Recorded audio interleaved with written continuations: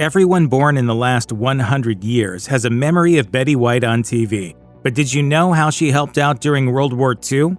Here's everything you may not have known about the late, great Betty White. Betty Marion White was born January 17, 1922 in Oak Park, Illinois. But Betty has always been a California girl at heart, and for most of her life. She may have been born in the Midwest, but her father, Horace White, an electrical engineer, moved the family to Los Angeles when Betty was only about 2 years old, and growing up there gave her a leg up when it came to building a career in television. And one of the best things about Betty is that she had raw, natural talent in front of the camera. Although she's an award-winning actress, Betty White never took a single acting class in her life. Many of the most talented and revered Hollywood actors have usually taken a few acting lessons. It's how they got so good to begin with. But Betty's acting chops all come from within. According to Life's illustrated biography of Betty White, she simply didn't feel at ease with acting lessons. Her take on the craft was, "I just want to bring as much natural as I can. I'm not saying that people who take acting lessons are false. They're much better than I am, but it doesn't work for me." While known as a brilliant television actress and producer, Betty White's career could have taken a very different turn if things had worked out differently. When she was a teenager, White had a keen interest in opera, and she did take singing lessons in earnest. In fact, she sang Spirit Flower at her high school graduation. Even though she can still sing, she decided to trade a singing career for acting, and she's never regretted it. And there was another career path White could have taken if she had been able. At one point, she wanted to be either a zookeeper or a park ranger. White has always been a passionate animal lover and might have liked to have a job in service to them. I really never got involved with animals. My folks before me were even worse than I. However, White said that women weren't allowed to be forest rangers when she was young, so she devoted herself to her acting career. But in 2010, at the age of 88, White, much to her delight, received an honorary park ranger title. She said her parents would have been thrilled to see her receive this particular honor. She told ABC News, "They would be more proud of this than of any other award I have won." When she was a young woman, White took a detour into public service. Once the United States became fully involved in World War II, White decided to put aside her acting and help the American effort by signing up for the American Women's Voluntary Services. Her job was to drive a PX truck, handling the transportation of military supplies throughout California. In addition to this, White would also host events for the troops, helping to boost morale before they were sent overseas for their deployments. Betty White had more career success after World War II. She turned to radio work for a while, which eventually led her to co-host the show Hollywood on Television, and later to become the sole host, where she earned her first Emmy nomination in 1951. Then, White was able to land the coveted job of her own TV show in the starring role and as the producer. She had total creative control over her show, Life with Elizabeth, both in front of the camera and behind it. This was highly unusual for the 1950s, as few women in Hollywood held such positions, making White one of the first female TV producers. While Life with Elizabeth only lasted a few seasons, the show was very popular, even at the time of its cancellation. That's a Cocker Spaniel. I may not know much about dogs, but that is not a Cocker Spaniel. That's 4 Cocker Spaniels. Betty White was such a popular star that NBC desperately wanted to bring her on board to co-host The Today Show. Despite the offer for the high-profile program, White declined as she didn't want to relocate to the East Coast. NBC, anxious to bring her on board, sweetened the deal, telling her she didn't necessarily have to move. The studio offered White her own apartment at the St. Regis Hotel. The studio would fly her in to do the show during the week, and they would fly her back to California on the weekends.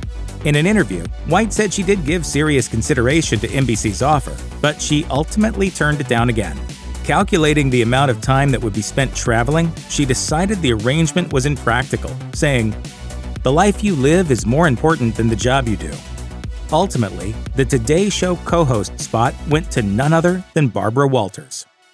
Betty White married 3 times during her life. She married her first husband, a World War II fighter pilot named Dick Barker, when she was 23. But that marriage was brief. Her second marriage was to theatrical agent Lane Allen. Despite their both working in show business, Allen wanted White to quit her jobs, start having kids, and adopt the life of a regular housewife. White told Alan to forget it and quit the marriage instead. As she put it, "He didn't want me to be in show business. When you have a calling, you have to follow it. So I made the choice, blew the marriage, and I've never regretted it." After 2 divorces, White was sure that she wouldn't marry again, but then she met TV personality and game show host Alan Ludden. White was initially hesitant as she was already a 2-time divorcee, but she eventually realized that Ludden was the love of her life. They stayed married for 18 years until Ludden's death. White always said her biggest regret was not marrying him sooner. What are your plans for the summer, Betty? Well, I'm going to do some... What did you have in mind, Al? As Betty White once said, if she weren't an actress, she would have liked to have been a zookeeper. She may have taken a different career route, but that never stopped White from using her star power to help animals. She worked with the Morris Animal Foundation and the Los Angeles Zoo for more than 4 decades. According to Smithsonian Magazine, White strongly advocates for zoos and the important work they do for animals, educating the public and helping to preserve endangered species. She once joked that the only reason she kept acting was so that she could afford to continue her charity work. In her biography, If You Ask Me, White has even admitted that she often prefers the company of animals rather than humans. As she puts it, "Animals don't lie. Animals don't criticize. If animals have moody days, they handle them better than humans do." Betty White is known best as the sweet, naive Rose Nyland on her hit show The Golden Girls, but she was initially offered the role of sexy Blanche Devereaux. Her co-star, Rue McClanahan, was supposed to play the part of Rose, but White had played the vamp character before, both as the man-eating happy homemaker Sue Ann Nivens on The Mary Tyler Moore Show, and the snobby, southern sophisticate Ellen Harper Jackson on Mama's Family. Likewise, McClanahan had played mousy characters in the past as well, Vivian from Maude and Fran on Mama's Family. There was some concern that the 2 talented actresses might be getting typecast, so the show's pilot director, Jay Sandrich, suggested that White and McClanahan switch roles. It turned out to be the best decision the Golden Girls could have made. Both White and McClanahan absolutely glowed and thrived in those roles. At this point, it's hard to imagine either of them playing their original parts. White and McClanahan owned the roles of Rose and Blanche, respectively. White herself even won an Emmy for Outstanding Actress in a Comedy Series. Back in late 2009, a Facebook campaign was started lobbying for Saturday Night Live to have Betty White host the show. It started off small, but by March 2010, almost 500,000 fans joined the campaign. Some speculate that White's 2010 Snickers Super Bowl commercial may have spurred more fans to campaign for her appearance on SNL. What's your deal, man? Oh, come on, man. You've been riding me all day. Mike, you're playing like Betty White out there. That's not what your girlfriend said. SNL's creator and executive producer, Lorne Michaels, reportedly admitted that the show had tried to get White on the show at least 3 times over the last few decades, but they had never been able to make the timing work with her schedule. But 2010 was a different year. This time, they made it happen. On May 8, 2010, White made TV history as the oldest Saturday Night Live host at the age of 88, and viewers loved her. According to Entertainment Weekly, White's night of hosting SNL brought huge ratings for the show. And even better, White earned a well-deserved Primetime Emmy Award for her performance. You know what's an accomplishment? Staying awake on the toilet. Because I'm 90. At 89, Betty White was set to guest star on the new TV Land show, Hot in Cleveland. It was a new sitcom about 3 older women from California who moved to Cleveland and share a house together. Very Golden Girls-ish. White was to play their elderly house caretaker. Reportedly, the original plan for the show was for White to do 1 episode only, which was exactly what she had requested. But White had to go and be her amazing self, and everyone adored her. In your 20s, you dress for men. In your 40s, you dress for success. In your 80s, you dress for the bathroom. Recognizing White's impeccable comedic timing and her flawless chemistry with her co-stars, the producers begged her to become a regular cast member. Luckily for them, White had already fallen in love with the show, so she relented and agreed to stay on. Hot in Cleveland lasted a total of 6 seasons, and White was there for all of them. When the show ended in 2015, White was 93 years old.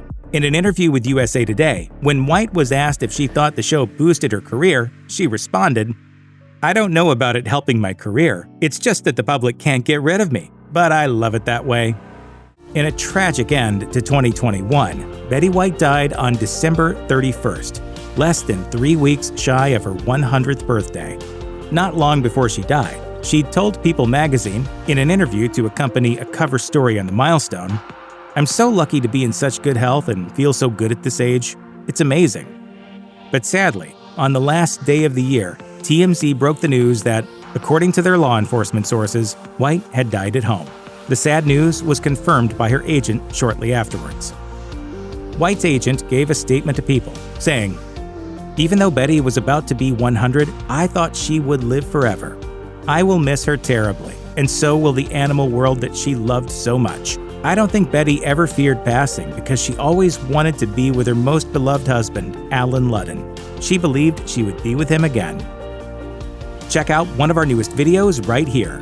Plus, even more grunge videos about your favorite showbiz legends are coming soon. Subscribe to our YouTube channel and hit the bell so you don't miss a single one.